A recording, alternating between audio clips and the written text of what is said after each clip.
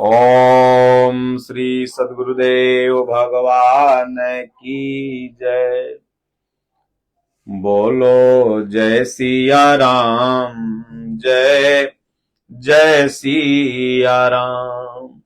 बोलो जय गुरुदेवम, जय गुरुदेव। अब प्रभु कृपा करहु एहि भांति, सब तजि भजन करहु दिन राति। दीन दयाल बिरद संभारी, हरहु नाथ मम संकट भारी। बोलिए श्री सद्गुरुदेव भगवान की जय। राजा रामचंद्र भगवान की जय। बाके बिहारी लाल की जय। ओम नमः पार्वती पतये, हर हर महादेव। आज की भगवत चर्चा में एक प्रश्न है कि ध्यान करें कि ध्यान हटाएं। अब दोनों प्रश्न आज हर जगह मतलब के मेडिटेशन केंद्र खुले हुए हैं, ध्यान की विधियां बताई जाती है, लेकिन ध्यान करना सही है कि ध्यान हटाना सही है,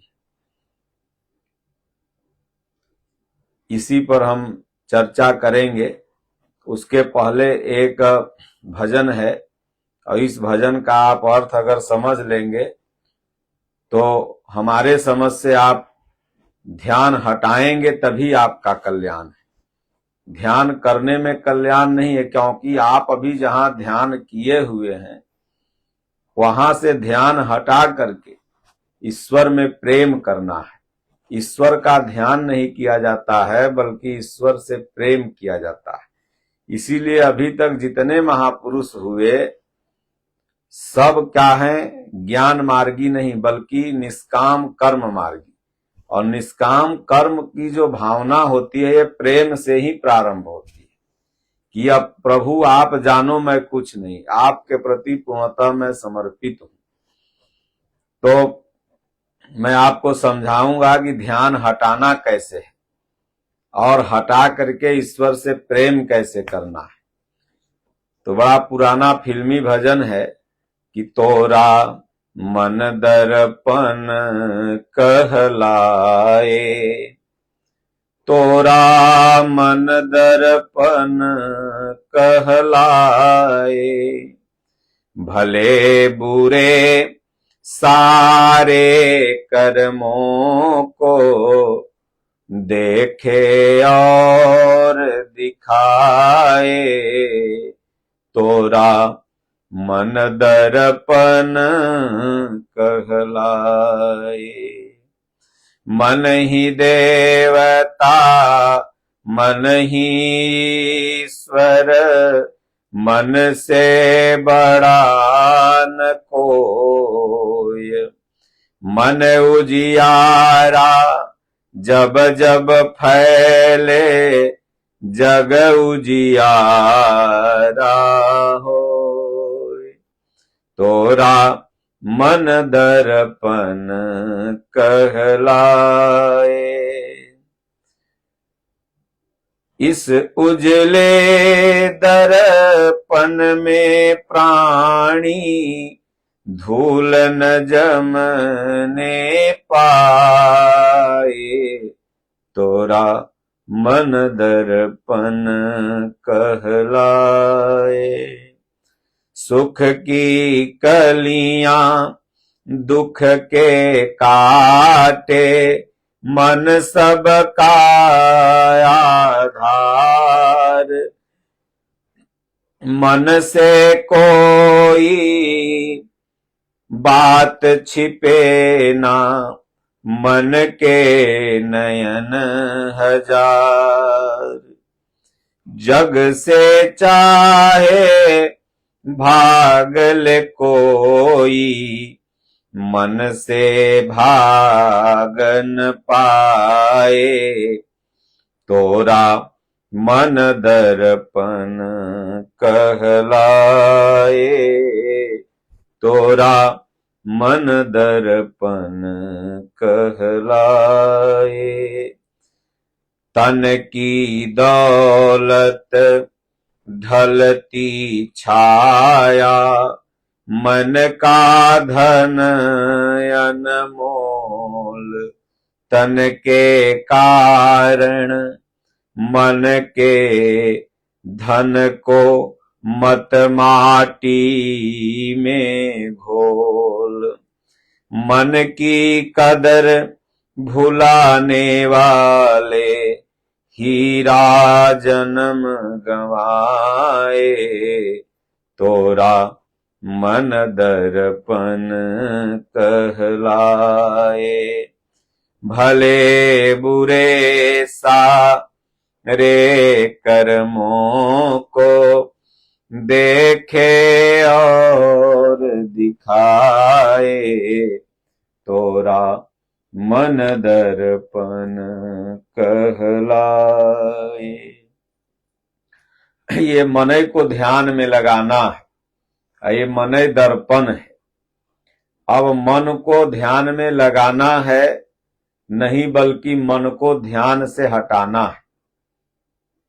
क्योंकि जब तक आपका ध्यान इधर से हटेगा नहीं, मोह निशा से, और ईश्वर में प्रेम नहीं होगा, तब तक ये जो मन है वह ईश्वर में परिवर्तित नहीं हो सकता। क्योंकि पहले मन यह काग था, करता आत्मघात। तो मन इसलिए कौआ है कि अभी इसका ध्यान संसार में है।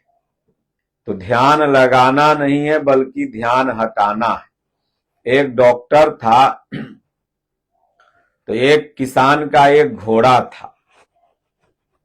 तो जब घोड़ा बीमार हो गया तो डॉक्टर के पास गया, कहा डॉक्टर साहब मेरा घोड़ा बीमार हो गया है। तो डॉक्टर कहा चलो देख लेते हैं। तो आया डॉक्टर, तो डॉक्टर पूरा चेकअप वोकअप किया, तो कहा दवाई कुछ दे के जा रहा हूं, और इसको बीमारी तो बड़ी भयंकर फैली है, 4 दिन में अगर ये नहीं ठीक होगा तो इसको मारना पड़ेगा, और नहीं तो बीमारी और पूरे घोड़ों में फैल जाएगी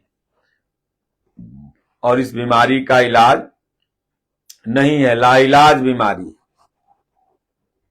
तो घोड़ा और बकरा, एक बकरा था घोड़वा के बगले में डेली बन्हाता था।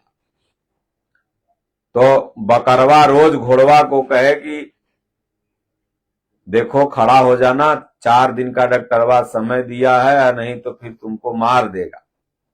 तो पहला दिन बकरवा कहा घोड़वा से, घोड़वा कुछ न सुतले रहे चुप मार के।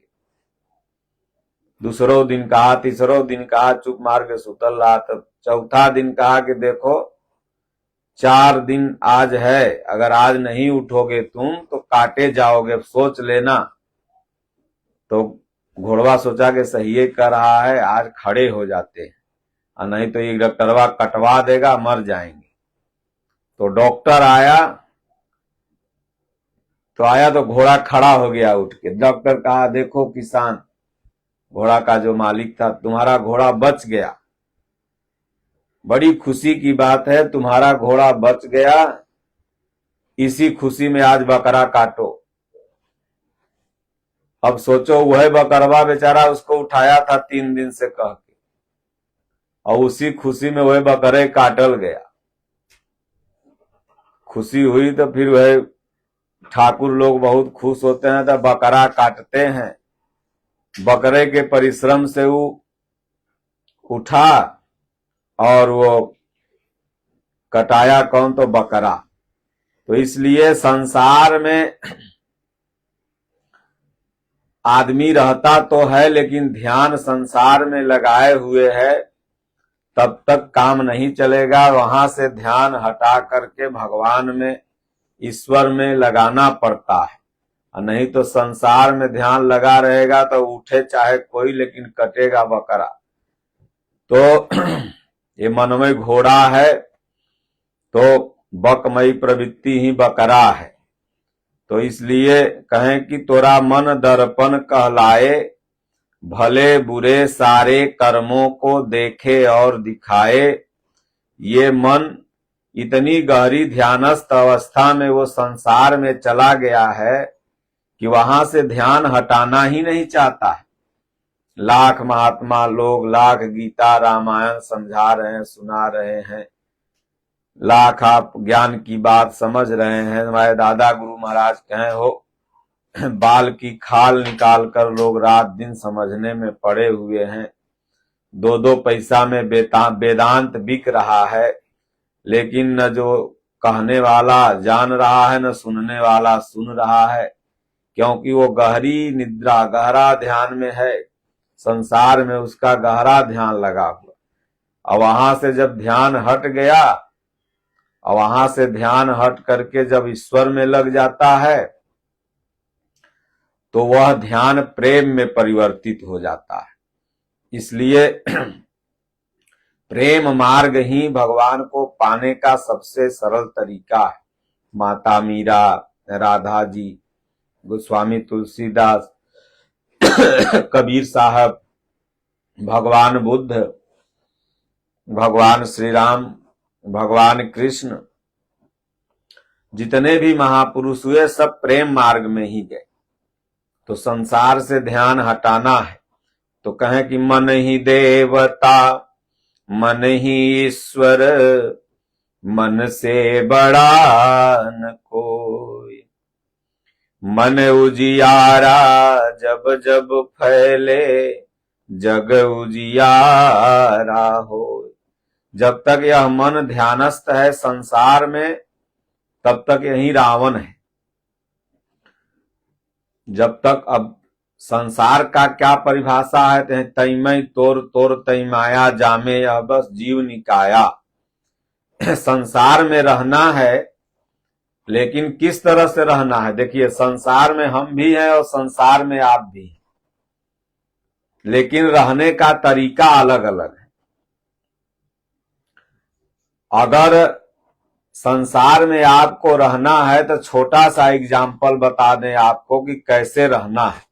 तो नाव के तरह रहना है।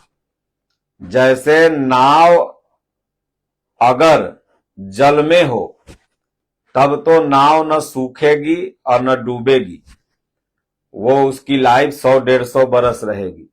लेकिन अगर नाव में जल हो तब नाव डूब भी जाएगी और नाव सड़ भी जाएगी। तो उसी तरह से हम सभी को संसार में रहना है। हम संसार में हों, लेकिन हमारे अंदर संसार न हो।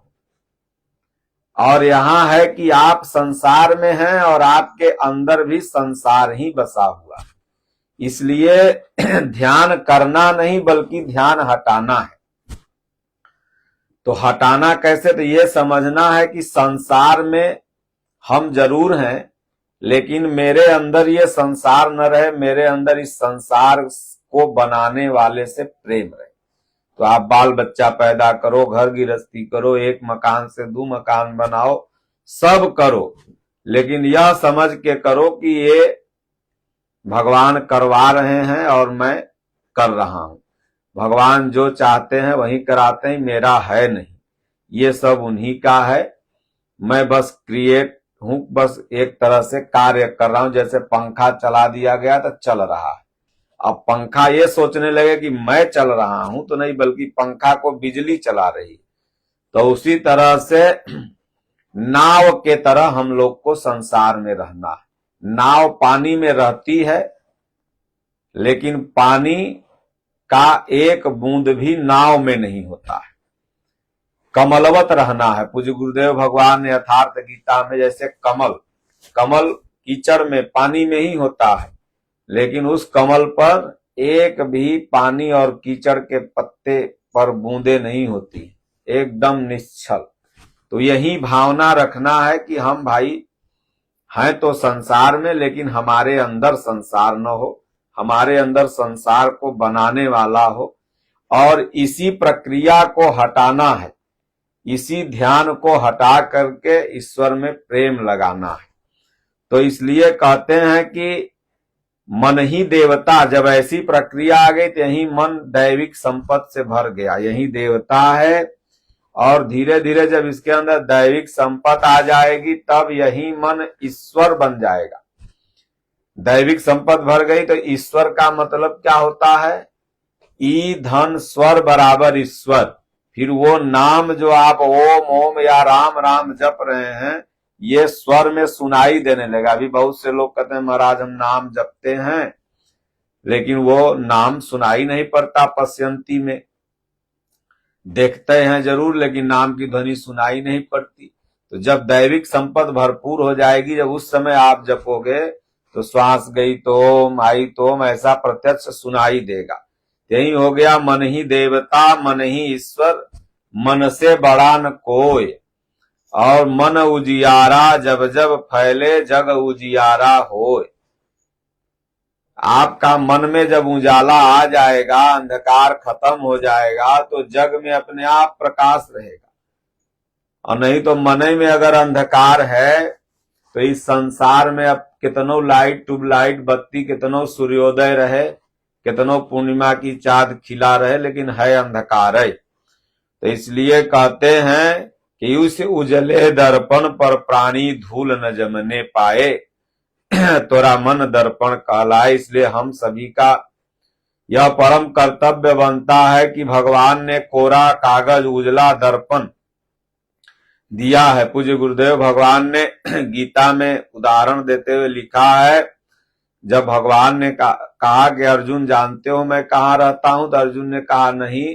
तो भगवान कहते हैं भ्राम्यान्य सर्वभूतानि यंत्र रूढ़ानि मायया। जैसे अर्जुन मैल से दर्पण ढका रहता है, जैसे जेर से गर्भ ढका हुआ है, उसी तरह से मैं ढका हुआ। तो जब एक बार गुरु की कृपा से ध्यान हट करके ईश्वर में प्रेम लग गया तो यह उजला हो जाएगा, दर्पण साफ हो जाएगा। फिर हमारा कर्तव्य बनता है कि ऐसा कोई कार्य न करें जैसे फिर ये दर्पण गंदा हो जाए। तो कहते हैं कि सुख की कलियां दुख के काटे, मन सबका आधार। सुख या दुख का जो भान होता है यह मन तक ही सीमित है, न इसको शरीर से संबंध है, न इसका आत्मा से संबंध है, इसका संबंध मन से है। जैसे अगर आत्मा शरीर को छोड़ देती है और आत्मा के उपस्थिति में ही मन क्रिएट रहता है, तो इसलिए मूल तो आत्मा ही है, लेकिन सुख और दुख का भान सिर्फ मन को होता है। तो आत्मा निकलती है तो इस शरीर को कत्ता से काट देता है, छुरा से काट देता है, लोग जला देता है। एको बार आई माई आई बाऊ निकलता है मुंह से? नहीं, क्योंकि ये मन ही इसका आधार है। धीरे धीरे मन की बृहद अवस्था का नाम आत्मा है। तो कहते हैं मन से कोई बात छिपे ना, मन के नयन हजार। और मन से कोई बात छिप नहीं सकती। जब आपका मन ईश्वरोन्मुख हो गया तो ये मन सब जानता, यही मन अंतर्यामी हो गया। इसलिए आरती में आप लोग गाते हैं कि हैं बड़ना अंतर्यामी, हैं बड़नामी संसारी, हंसन हितकारी जगपग उधारी। तो ये मन सब कुछ जानता है, बशर्ते इस मन को ईश्वर प्रेम में लगाया जाए, ध्यान हटा के ईश्वर में प्रेम लगाया जाए। तो जब ईश्वर प्रेम से पूरित यह मन हो जाएगा तो यह मनमय अंतर्यामी हो जाएगा। इसके नयन हजार, जग से कोई भाग ले चाहे, मन से भाग न पाए, तोरा मन दर्पण कहलाए। जग से कितना भी भाग लो, हमारे गुरु महाराज कहते हैं कि स्थान बदल देने से शांति नहीं आती है। मान लो आप यहां रह रहे हो, 4 दुश्मन आपको यहां भी मिल जाएंगे। बंबई चले जाओ तो सोच रहे हो कि हम तो अपना दुश्मन छोड़ के चले आए गांव पर, जितना पटीदार थे, लेकिन बंबई में रहने लोगों कोनो झोपड़पट्टी 40 फ्लैट में जाके 2-4 महीना बाद देखोगे 10-20 पटीदार सरवा वहां तैयार हो जाएंगे लड़ाई वाले। तो वहां से दिल्ली बंबई दुनिया में कहीं भाग जाओ, दुश्मन तुम्हारे तो साथ ही साथ चल रहा। दादा गुरु महाराज जब हमारे चित्रकूट में पहुंचे तो कहें अब शांति है, अब इस जंगल में हम इतना देह छिला गया आए हैं और कौन आएगा जंगल में मेरे सिवा। और पंडित ने कहा था पाप ग्रह लगा हुआ है, अब यहां कौन पाप ग्रह। एक लकड़हारा मिल गया, लकड़ी गाय चरा रहा था, लकड़ी काट रहा था, तो पूछे भाई ये मंदिर है? बोले हाँ, यहाँ कोई आता जाता है? तो बोले आता जाता तो कोई नहीं है परमहंस जी, एक माई राम रहती हैं द्रौपदी बाई, तब दादा गुरु महाराज के हैं तो अशिला पाप ग्रह यहाँ पहले बैठल है। तो इसलिए संसार में आप कहीं चले जाओ, कहें के राम राम राम जीहा जब लो न जपी हो, तब लो तू कहीं जाओ तीहू ताप तपी हो। तो इसलिए कहें जग से चाहे भाग ले प्राणी, मन से भाग न पाए। इसलिए मन से दुश्मन को हटाना है, जग से भागना नहीं है, बल्कि उसी संसार में रह करके ध्यान को संसार से हटा करके ईश्वर में लगाना है, प्रेम करना है ईश्वर से, ध्यान हटा करके प्रेम करना है। आगे कहते हैं कि तन की दौलत ढलती छाया, मन का धन अनमोल। ये जो तन की दौलत है ये तो रोज ढलते जा रहे, शरीर भी एक दौलत है, एक धन है, सबसे बड़ा धन इसको माना गया। पहला धन हो सुंदर काया। तो और शरीर के साथ भी जो धन है, गाड़ी घोड़ा छकड़ा खेत बाड़ी, ये भी ढलते जा रहे हैं, ये भी नष्ट होते जा रहे हैं। अब मन का धन अनमोल। अब मन का धन क्या है? तो जब उधर से ध्यान हटा करके ईश्वर प्रेम में आकर के राम राम राम राम ओम ओम जपने लगे, यह मन का धन है। इसी को कबीर ने कहा कि कबीरा सब जग निर्धना, धनवंता नहीं कोय, धनवंता सोई जानी हूं जहां राम नाम धन होय। तो ये मन का धन है और ये धन अनमोल है, फिर इसका कोई मोल नहीं लगा सकता। तन के कारण मन के धन को माटी में मत रोल रे। ये तन के कारण, तन की ही सुविधाओं के कारण जो मन का धन है, तो समय अपना व्यर्थ करते जा रहा है, नाम नहीं जपा, सेवा सुमिरन नहीं किया, अपने आप को हम लोगों ने तन तक ही सीमित कर दिया। हम स्वस्थ हों ये अच्छी बात है, हम साफ हों ये भी अच्छी बात है, हमें अच्छा भोजन मिले ये भी अच्छी बात है, लेकिन इतनी ही अच्छी बात के चलते हमारा विकास हो अच्छी बात है, हमारे बच्चे पढ़े लिखे अच्छी बात है, हमारे माता पिता अच्छे रहें अच्छी बात है, लेकिन इतने को अच्छा मत समझो। ये तो अच्छी बात है ही है, लेकिन उससे भी बड़ी अच्छी बात है कि 10 मिनट बैठ के भगवान के नाम सुबेरे शाम लो, तब सोने में सुहागा हो जाएगा। तो कहते हैं कि मन की कदर भुलाने वाला, हीरा जन्म गंवाए तोरा मन दर्पण कहलाए। तो मन की कदर भुलाने वाला, जो मन का कदर नहीं करता है, जो ध्यान को हटा के ईश्वर प्रेम में अपने मन को नहीं लगाता है, यही मन की कदर करना है। मन को सिर्फ ध्यान लगाया है परिवार में, ध्यान लगाया संसार में, और इसको हटा के ईश्वर में प्रेम करना ही मन का कदर करना है। कदर माने इज्जत।